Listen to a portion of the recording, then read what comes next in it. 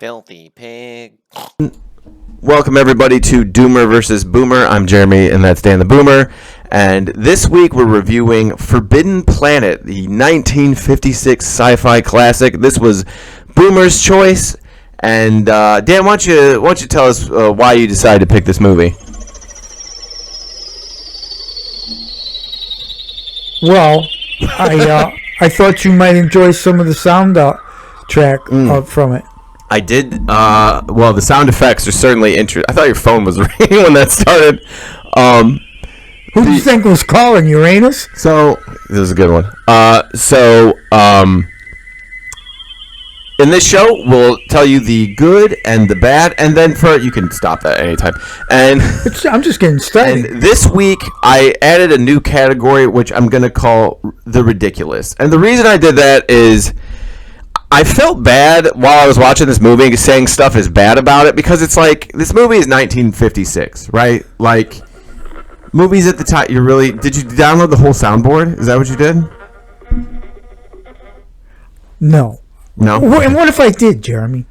Then that'd be ridiculous. So this is spoiler talk. Spoilers. So yeah, if you haven't seen it, it's the 1956. So you've had a while to see it. It's been out for 8 years. It's been a while, so spoilers, okay? Spoilers on this, 70-year-old movie almost? Yeah. So let's start with, first of all, wait, why did you pick this? I'm very curious. Dude, I tried to pick a movie. They're all at the theaters now for some reason. It wasn't like that a couple years ago. Now they're playing in the theaters. Yeah. And dude, there's not a very good selection to pick from. You have like 100 years worth of movies to choose from. And I did. I had to go back in time. The movies, okay, you can say what you want about Forbidden Planet 1956, but I would say it's better than most. At least it's an original movie. Every goddamn movie that came out this year is either a Part 6, Part 7, remake, whatever. You know what I mean? And nothing original. They're all shitty. See, I think you picked this movie because so you would hate it. Somewhat. Well, first of all, that's the intent, but yes. But I think you picked this because it mentions the bosun's mate, which, as a Navy guy, that's like, how often do they get a shout out? You know? Well, if you notice, everything on that ship was based Navy. Nomenclature, and to this day, it sticks. When you talk space stuff, it's Navy. So let's start with the good. Go ahead. What did you like about this? Well, there's a lot of firsts. It's the first time electronic soundtrack was ever used. First time there was ever a robot lead in a sci-fi movie. First time they ever had a flying saucer in a movie. First time it was shot completely in outer space. It wasn't shot. It took place in outer space and on a different planet. And a lot of firsts, on and on and on. And it inspired Spielberg, Lucas, and many of them. What's Roddenberry? Roddenberry. What's the Avatar dude? Oh, okay. James Cameron. All of them were really deeply inspired by this movie. I think that's a good point, and I think that's why I felt bad. And one more. It's in Technicolor. It was one of the first movie. It was the first movie to have stereo. And what they didn't have stereo in 1956. So what they did was they played the soundtrack and had a completely separate system to play, and they synced them and played two different soundtracks in the theater. In the theater in the 50s? In 1956. See, unheard of. All of that is kind of why I didn't want to do too much and call stuff bad, because it's like, this movie did a lot for sci-fi movies. For 1956, it was cutting edge. Well, and that's the thing. That's the big thing is 1956. And it was filmed in 1955 in 1 month. Yeah. Oh, I didn't know that. That's fucking nuts. Every bit of it was on a soundstage in MGM. So other than that, like, is there any effects, anything like that really sticks out to you? The robot was pretty cool, and that electronic. In 1956, everybody was listening to Bing Crosby. That Yeah. soundtrack is you would It get was out killed there. yeah, that was beyond out there. One thing I thought was really cool are the sets all look really cool. The sets were hand painted. Okay, the star background was a 60 by 120 foot velvet. Did you work on the production? Yeah, I did. This movie? I did. It was velvet. Okay, painted. It was just black, and they put lights behind it and picked pinholes in it. That's pretty cool, dude. Yeah. Yeah. No, the one set that really stuck out to me was when they're walking through the Krell area, and it's the giant power plant, and the scale of that is really cool looking. It was 8 by 8 by 30 shot on its side. What the fuck? How do you? Where are you getting these details from? I know the details. What the fuck? Did you my- buy the I coffee did my table book research. about this movie? I did my research on I this. guess this is more than you've looked into any movie we've watched. Well, this was because none of the other ones. Rebel Ridge, come on. It was Rebel Ridge 8 months It ago. was shot in 2 days. Okay, in somebody's living room. So, I thought that the music was really good. The sound effects are cool. It built good. So when there's the scene where they're standing there waiting for the monster and the tension building. One more thing, Jesus dude. Christ. Listen. It's based on Shakespeare's The Tempest.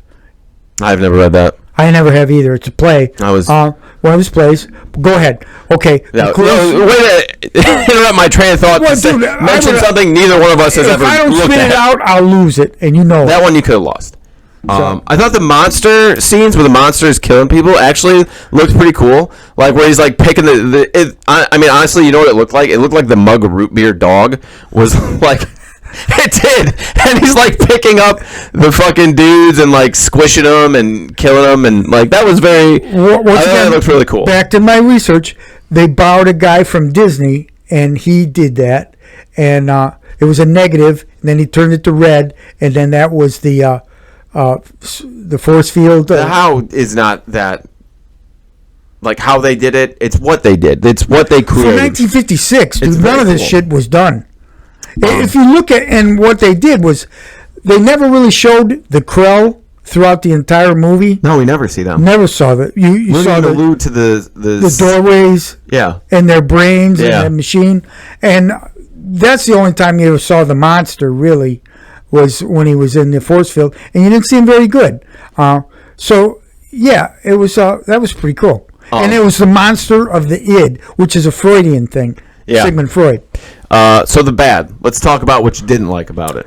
Okay, it was kind of cheesy, Okay, But was it cheesy for the era? No, though? That hell was the no. thing. In 1956, it was all sexism and chauvinistic and misogynistic, and that's one aspect we haven't talked You about. sound kind of woke right now. Just saying. This movie was totally woke. Oh my God! Shut the fuck up! Shut the fuck up! It's hard to call this cheesy because any other movie from this era in the 1950s is a dude with a black going, "There's a robot in my ass and he's making me do gay stuff." It doesn't. Well, if you got a robot in your ass, you know what I shouldn't be mean? doing It's stuff. very cheesy and the Okay, let's go to the cheese. Leslie Nielsen, famous for The Naked Gun. Well, let's finish bad. Let's finish what else was bad. Finish bad. Well, that was my bad. That's all I would say. That's all I got. One part that kept driving me and I hate this in movies in general, but this movie took it to the 10th degree. Yeah. Was the technobabble, the transducing magnifiers are out of alignment. We need to restabilize. We need lead shielding that has a calibration point of 67 molecule. It's just garbage, and they still do this now. It's not like this was the only movie. crystals. Yeah, Yeah. exactly. It's it's fun. Back to the Future and the 50 million gigawatts, that was funny, right? Yeah. This movie was not funny. It wasn't meant to be funny. And when they do the technobabble, it always kills me. And and I feel like it drags in some parts. When they're explaining the Krell technology, it's like a 20-minute sequence It's of beating a dead scenes, horse. and it's just over and over. And they do this and they do that, and it gets over. The other thing is the interchangeable extras are just Who are they're really interchangeable bad. extras? So like, there's the three main guys of the expedition. The cook would. I'm sure. and the cook. That's four. Well, there's more than the robot wasn't an extra. No, He was I'm talking. He was a star. No. Just the guys that land on the UFO. You have the Yeah. Leslie Nielsen. You have the number two. You have the doctor, and you have the cook. Right. Everybody else, I would call an interchangeable extra. Yeah. They were not very good. They're like in the scene where they're blasting the mug root beer dog.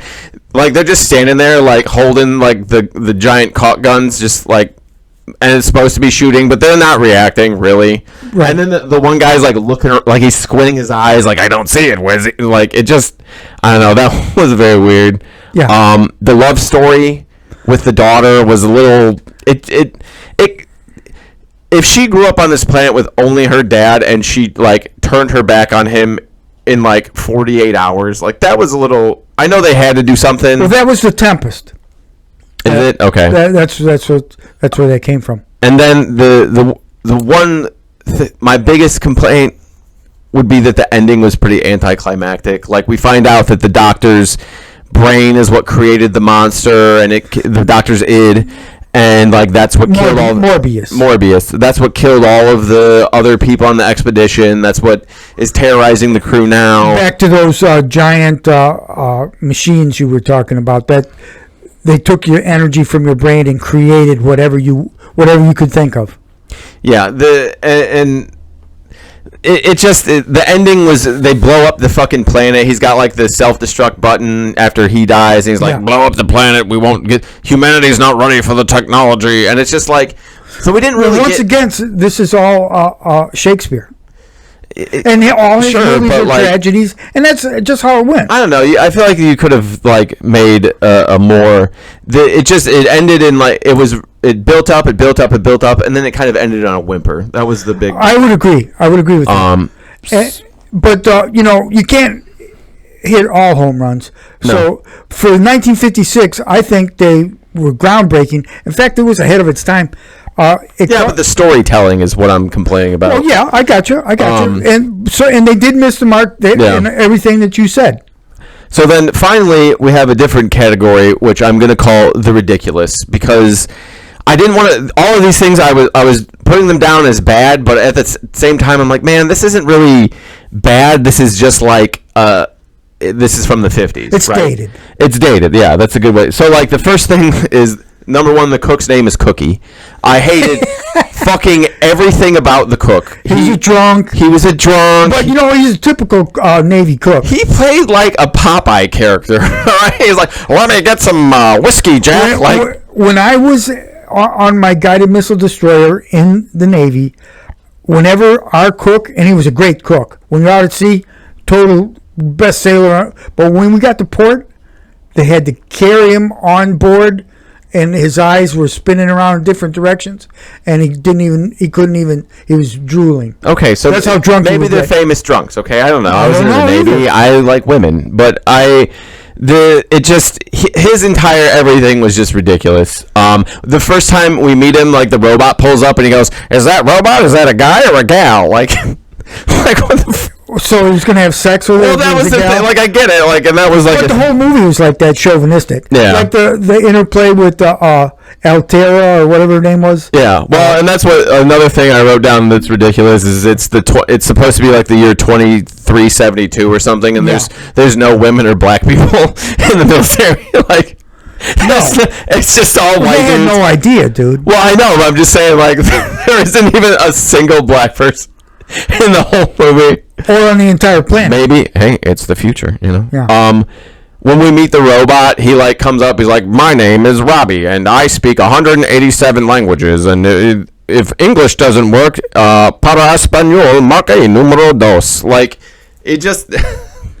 I don't know. Some of the stuff with the robot was just they spend a lot of time over explaining what the robot can do, like, and he sounds like a typewriter every time he does something. Yeah, that's the first time they ever used a robot and that robot sold at auction. It's the most expensive Hollywood prop ever sold, even more than the Ruby Slippers, $5 million. Did you go to like oldmanfacts.com before to prepare for this? No, I went to shit that Jeremy don't know or care about.com. So it was funny. They landed and they're on this like alien planet, and the guy's like, "Yes, I've been here by myself for 20 years, and I'm telling you, you're all going to die if you land." And then, well, hold it. If you were flying up there and the guy told you that, and you were on the ship, would you leave or would you land?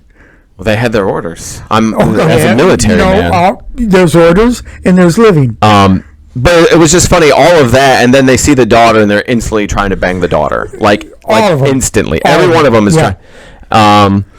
And then when, but she was kind of attractive. Yeah. Anne Francis. And her outfits and shit. That was 20 years before the miniskirt, right? I have no idea. I don't know when the miniskirt was in the was that late not 60s. oldmanfacts.com?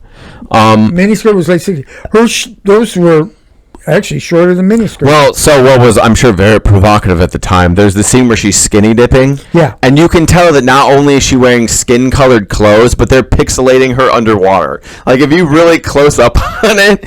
Okay, in 1956, if you were going to go in and see a movie like that, they had one of the ushers stab you in the eye with ice picks. Yeah, doing something like that. And then really the last real ridiculous thing was the guy Jerry charging the monster like as it's trying to come through the barrier. I'm gonna go die. Yeah, and it just is like, oh, I'm coming, and then it just picks him up and like bites his head off. Like, obviously not that gruesome, but like it's pretty ridiculous. I don't know, rip your dog biting your head off. Sounds horrible. After watching this, it got me thinking like. Okay, I know that this was like, because I did a little bit of reading, like this was groundbreaking, but it's like, okay, 8 years after this, we get like Doctor Strangelove, right? And then something like 10 years after this, we get Space Odyssey 2001. One of the worst movies ever. Oh my fucking, you are such a retard. I'm going to go out the worst I movie might ever. fucking choose that now. The reason why I bring that up is like... An hour and a half of Dave. So, but wouldn't you? Okay, but Dave? like just looking at the visuals. Dave? Okay, I get it. God damn it, Dave. Looking at the visuals, like I feel like when 2001: A Space Odyssey came out, it would have been like when. Like, remember hair metal was, like, super popular in the 80s, and then Nirvana shows up and just kills all of that? Like, I feel like 2001 Space... with everything? Yeah, but, when there was Neanderthals, and then Cro-Magnon came out, you just killed them. It's a little... I think killing somebody with clubs is a little bit different, but, you know what I kill mean? them with Like, kindness. artistically, the leap from this movie to 10 years later, Space Odyssey, is humongous, right? Like, it is such a leap in... effects and writing and storytelling. Technical advances, right. Okay. But which one was the better story? Space Odyssey, for sure. Lies! Yeah, okay. Oh, my God. All right, so let's round it up. Let's give it our rating. And okay, was it woke or was it not? We don't... I'm woke. It was woke. We don't... Robbie was oppressed and enslaved by the humans. Okay. Okay. You know the title of the show is not Was It Woke anymore, right? Are you aware of that? But we still do it just out of No, nostalgia. you do it because everything is I woke do it to you. because it bothers Because you. you're a fucking retard and everything is woke bothers when you're an you. old man, apparently. You're woke. So what do you give it? Give me back my time, give me back my money, take some piss breaks, hold it in, or wear a diaper. When you put everything into perspective, due to all the groundbreaking stuff and all the slow, shitty stuff, I would give it a 3. Yeah, I would say take lots of piss breaks, especially the scene where they're explaining the Krell technology. That's when I took a piss. Yeah, piss break there. And yeah, I mean it again for its time. I'm sure. When the cook and the robot are out drinking. Yeah, that's so. If you like, okay, somebody who's only seen shit like Star Wars and Marvel movies, like, is this something you would ever recommend to them? No. Here's the thing. Yeah. Thank God it was in Technicolor, okay, and widescreen. If it was in black and white, you couldn't get it in a younger generation to watch it at all. At least it was in color, right? Yeah. If this would have been black and white, I probably wouldn't have watched it either. Yeah. But okay, everybody, that was Boomer versus Doomer. Forbidden Planet. Leave a comment, leave a like, and maybe we'll make another one. This is Hal. My name's Hal, and I'm Gary.